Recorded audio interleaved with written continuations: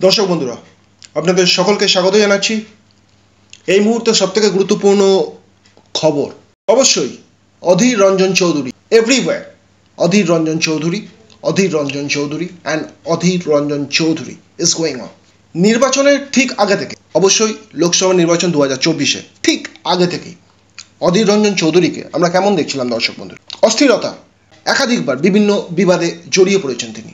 তার কথাবার্তার মধ্যে, তার চোখের মধ্যে ঠিক এরকমই ছাপ আমরা দেখতে পাচ্ছিলাম। সোজা কথায় অধীর রঞ্জন চৌধুরী কথাবার্তাতে দেখা যাচ্ছিল একটি ছাড়া ছাড়া ভাব। ইতিমধ্যেই সবথেকে বড় আপডেট যেটা উঠে আসছে যে পশ্চিমবঙ্গে কংগ্রেস অধ্যক্ষ পদ থেকে কিন্তু ইস্তফা দিয়ে দিয়েছেন অধীর রঞ্জন চৌধুরী এবং তার সেই ইস্তফাপত্র কিন্তু গ্রহণ করেছেন মল্লিকার্জুন খাড়গে।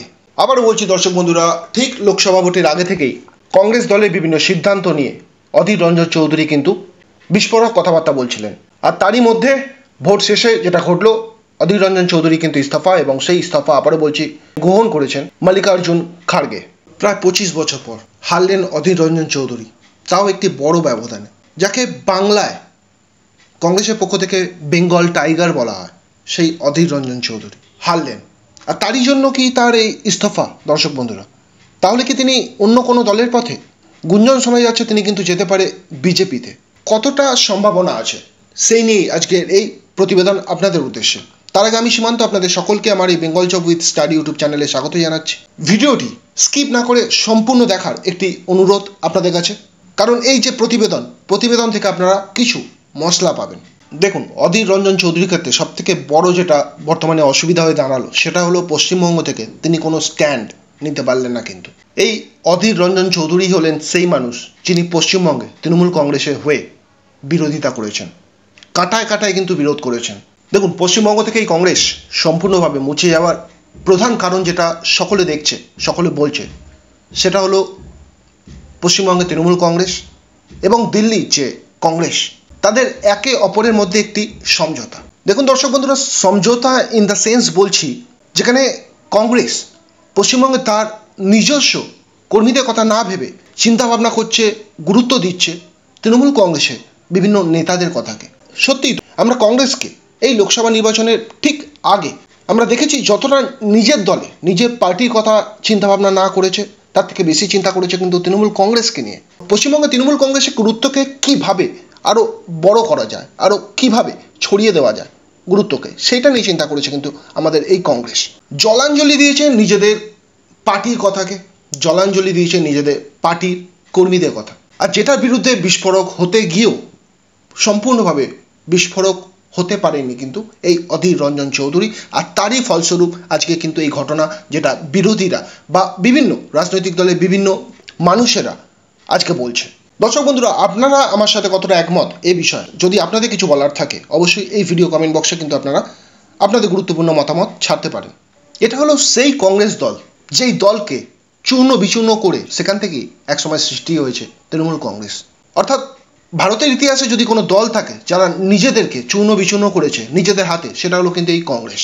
আর যেটা দেখে প্রতিবার সোচ্চার হতে গেছেন অধীর রঞ্জন চৌধুরী, কিন্তু পারেননি, সম্পূর্ণভাবে পারেননি। আর তারই ফলস্বরূপ আজকে কিন্তু এটা ঘটতে চলেছে। আর অধীর রঞ্জন চৌধুরী এই যে প্রতিবাদ করতে না পারা, সোচ্চার হতে না পারা, আজকে পশ্চিমবঙ্গ থেকে তার হারের একটি অন্যতম কারণ মনে করছে কিন্তু বিভিন্ন রাজনৈতিক নেতারা। তিনি যদি সোচ্চার হতেন, তিনি যদি আরও প্রতিবাদ করতেন যেটা তিনি অতীতে করেছেন, আমি মনে করছি দর্শক বন্ধুরা, যদি এই অধীর রঞ্জন চৌধুরী যদি আজকে সোচ্চার হতেন, কেন্দ্রে কংগ্রেসের বিরুদ্ধে যদি প্রতিবাদ করতেন, তাহলে হয়তো পশ্চিমবঙ্গের মানুষ প্রতিবাদী মুখ রূপে অধীর রঞ্জন চৌধুরীকে কিন্তু ভোট দিত, জিততে পারতেন তিনি। অতএব অধীর রঞ্জন চৌধুরীর এই চুপচাপ বসে থাকা মোটেই কিন্তু ভালোভাবে নেয়নি কংগ্রেসের যারা সমর্থক আছে, এবং তারই ফলস্বরূপ তিনি ভোট পাননি এবং এই ভোটে একটি বড় মার্জিনে তিনি কিন্তু হেরে গেছেন, যেটা 25 বছরের ইতিহাসে তার জীবনে হয়নি। আবারও বলছি দর্শক বন্ধুরা, এই কংগ্রেসের সাথে তৃণমূল কংগ্রেসের, আবারও বলছি কংগ্রেসের সঙ্গে তৃণমূল কংগ্রেসে এই যে গদগদ ভাব, তা দেখে পশ্চিমবঙ্গের মানুষ একটি সিদ্ধান্তে এসেছে পরিষ্কার, যে এই কংগ্রেসকে বা এই তৃণমূল কংগ্রেসকে আলাদা আলাদা করে ভোট দেওয়ার কোনো মানে নেই। বর্তমানে এই দুটি দলের অবস্থান পৃথক হলেও মতের গুরুত্বের দিক থেকে এই দুটো দল, অর্থাৎ তৃণমূল কংগ্রেস এবং কংগ্রেস একটিই দল। অর্থাৎ কংগ্রেসকে ভোট দেওয়া মানেই কিন্তু আমি ভোট দিচ্ছি তৃণমূল কংগ্রেসকে, এবং তৃণমূল কংগ্রেসকে ভোট দেওয়া মানেই আমি ভোট দিচ্ছি কংগ্রেসকে। বর্তমানে পশ্চিমবঙ্গের মানুষ এই লোকসভা নির্বাচনে এই পথেই কিন্তু হেঁটেছে। তারই ফলস্বরূপ এত বড় একটি ডিজাস্টার, এত বড় একটি বিপর্যয় বলতে পারেন পশ্চিমবঙ্গে কংগ্রেসের ক্ষেত্রে। তাহলে দর্শক বন্ধুরা, সেই একটি প্রশ্ন, অধীর রঞ্জন চৌধুরী কি ভারতীয় জনতা পার্টির পথে পা বাড়াচ্ছেন, অর্থাৎ বিজেপির পথে পা বাড়াচ্ছেন? বিজেপির অন্য মুখ হিসাবে আমরা কি দেখতে চলেছি অধীর রঞ্জন চৌধুরীকে? কারণ অতীতে এই একই পথে হেঁটেছে কিন্তু কৌস্তব বাগচি, যেটাকে আমাদের ভুললে হবে না। তো এতদিনে অধীর রঞ্জন চৌধুরী বুঝতে পারছে যে কৌস্তব বাগচি যে স্ট্যান্ডটা নিয়েছিল, যে ডিসিশনটা নিয়েছিল, সেটা ঠিকই ছিল। তিনি হারে হারে আজকে হয়তো টের পাচ্ছে সেটা। আর সেই একই পথে এবার তিনি যদি হাঁটেন, তাহলে দর্শক বন্ধুরা, আপনারা পশ্চিমবঙ্গের মানুষ যারা কংগ্রেস সমর্থক আছেন না, আপনারা কিন্তু অবাক হবেন না। তো যদি আপনাদের কিছু বলার থাকে এই প্রতিবেদন নিয়ে, অবশ্যই আপনারা, আবারও বলছি, এই ভিডিও কমেন্ট বক্সে আপনারা কিন্তু জানাতে পারেন আপনাদের গুরুত্বপূর্ণ মতামত। আর বাংলার এরকমই ছোটোখাটো বিভিন্ন আপডেট পাওয়ার জন্য, পশ্চিমবঙ্গের বিভিন্ন ছোটোখাটো এরকম আপডেট পাওয়ার জন্য আমাদের Bengal job with study YouTube চ্যানেলকে আপনারা সাবস্ক্রাইব করে আমাদের পাশে থাকুন।